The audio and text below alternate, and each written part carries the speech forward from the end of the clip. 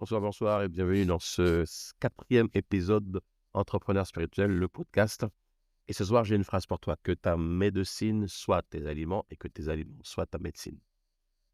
C'est une phrase que j'ai lue il y a très longtemps et j'avoue, ça m'a marqué ce jour-là. Alors, tu vois, des fois, dans le parcours de ma vie d'entrepreneur, j'ai eu des messages, j'ai pris conscience et puis après, j'ai oublié.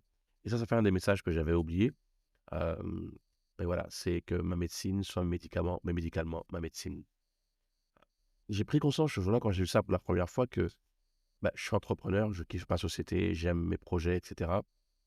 Mais s'il y a bien un outil qui est super important pour mener à bien les projets, c'est mon corps.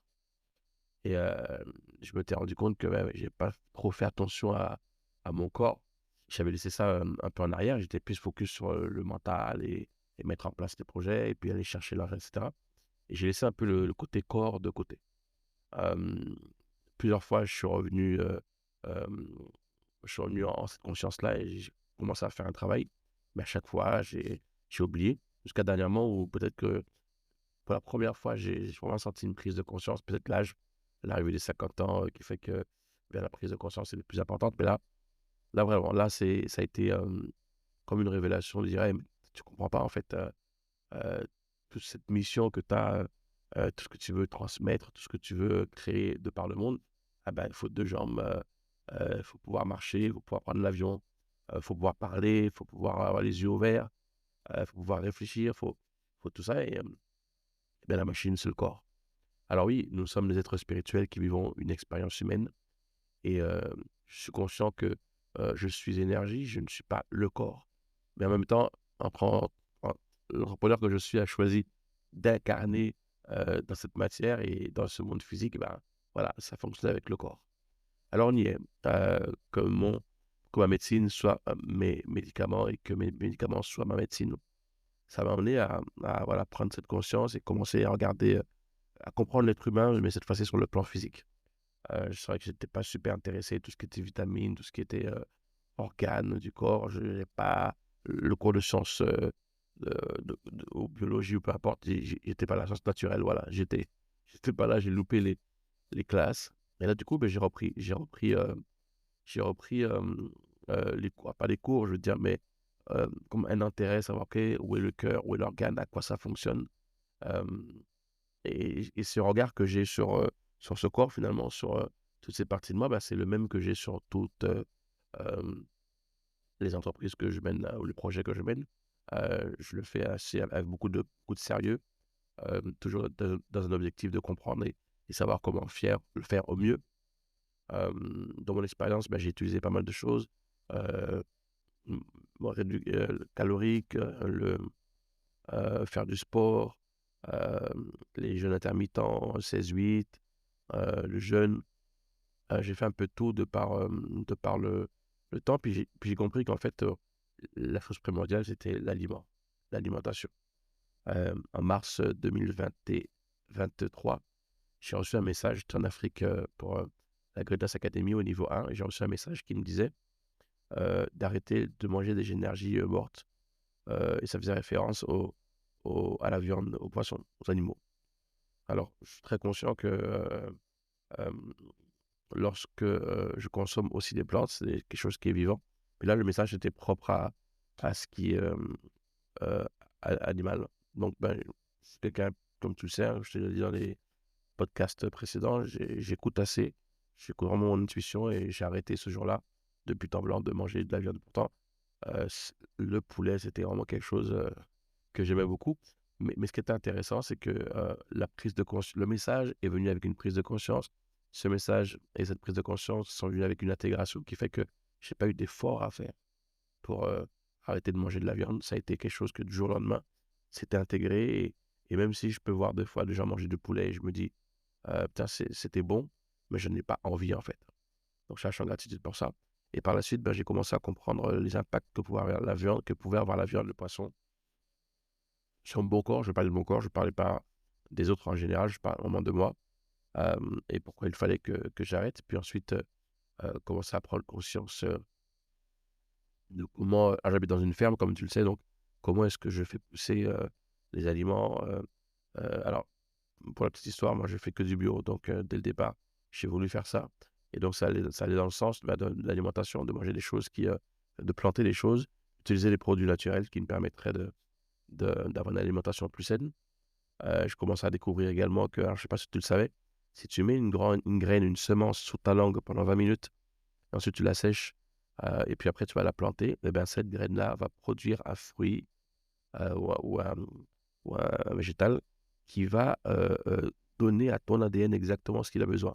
C'est un truc de fou. Et, euh, et là, je commençais à comprendre que il y a tout en fait qui est disponible pour que cette machine puisse fonctionner dans les meilleures conditions possibles. La respiration, j'étais interpellé beaucoup sur la respiration. Quand je te dis interpellé, ben, c'est pareil dans mes retraites ou autres. Il y a toujours eu ce petit clin d'œil sur, ok, c'est bien ce que tu crées, c'est magnifique, tout ça, mais le corps, tu en as besoin. Le corps, tu en as besoin. Donc là, le corps physique, un gros rappel à vous tous entrepreneurs. euh, c'est bien beau tous les projets, c'est bien beau tout ce qu'on crée, mais la, la machine, elle est importante. Le corps, il est important puisque c'est grâce à ce corps-là, en tout cas dans cette matière, qu'on mène à bien les projets. Puis tu as le corps émotionnel. Alors j'ai bien compris que si moi qui étais en surpoids, je faisais du sport et je réduisais mon alimentation, mais effectivement j'allais perdre du poids par la nature des choses. Ben oui, j'ai moins de calories, donc je perds du poids, mais que je vais pouvoir regagner très rapidement si en même temps je n'arrivais pas à mettre le doigt sur euh, peut-être le corps émotionnel. Comment est-ce que le corps émotionnel pouvait avoir une influence sur mon corps physique.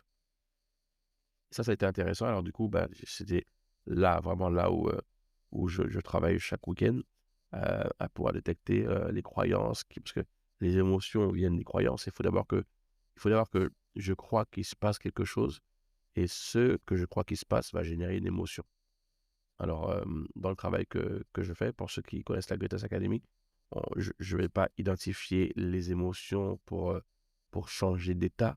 C'est-à-dire que je ne vais pas me dire, ah, je me sens énervé, je me sens mal, et tiens, je vais devenir, je vais penser positif. Non, je vais aller chercher la croyance qui fait qui est à l'origine de l'émotion que j'expérimente. Et ben, c'est le travail que justement je faisais et j'ai pu donc allier ces deux choses-là et voir que lorsque je change ces croyances-là qui me produisent, alors dans le cas de l'entrepreneuriat, dans mon cas, ben, c'est le stress. Moi, c'est le stress, une grande partie alors il y a le cortisol, il y a tout ça qui rentre dedans, mais une grande partie de la condition physique que j'ai, ben, est directement liée au stress. Et quand j'ai commencé à faire ce travail de croyance sur comment est-ce que des croyances pouvaient avoir un impact sur mon état physique. Je me suis rendu compte que il y avait de la carence. Encore une fois, euh, la carence m'amenait à donc penser qu'il allait peut-être me manquer des choses, donc aller chercher le projet, donc créer de nouveaux projets. Mais qui dit nouveau projet, euh, dit plus de préoccupations, plus de stress, mais un stress que je ne vois pas parce que comme j'ai l'habitude de gérer très rapidement trouver des solutions, donc je ne le vois pas. C'est pas parce que je le vois qu'il n'existe pas, il est bien là. Donc l'émotion, le stress, la peur, je cherche l'origine et je vois que cette peur, elle est subtile, mais elle est bien là et elle est détonnée par la croyance que, attention, on va manquer, donc il faut aller chercher, il faut aller chercher, il faut aller chercher. Bon, j'ai mis le doigt sur cette croyance-là. Alors elles sont de plusieurs niveaux, mais j'ai mis le doigt sur ce paquet-là et effectivement, je peux observer que euh, la décision que j'ai prise, bah, c'est déjà de réconforter, me réaffirmer que je suis complet, je suis abondant, je suis énergie, donc rien ne me manque.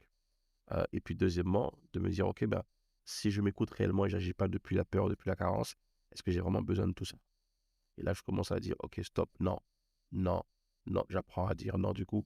Et là, je vois que bah, les effets sont là. Alors oui, conjointement avec une alimentation différente, euh, avec un regard sur mon corps différent, mais je vois effectivement les résultats. Voilà, donc mon partage du jour, c'était ça pour toi. Ton corps est ton instrument, ton outil pour mener à bien ta mission. Je me le dis à moi, Steve, ton corps est ton outil pour mener à bien ta mission. Et je te le dis à toi, ceux qui m'écoutent, ton corps est ton outil. Donc, commence à y prêter attention. Si tu le fais déjà, ben, continue. Mais pas seulement ton corps physique, mais également ton corps émotionnel. Et on parlera du corps spirituel qui est aussi important au prochain podcast. Merci d'avoir écouté. À bientôt et à la semaine prochaine.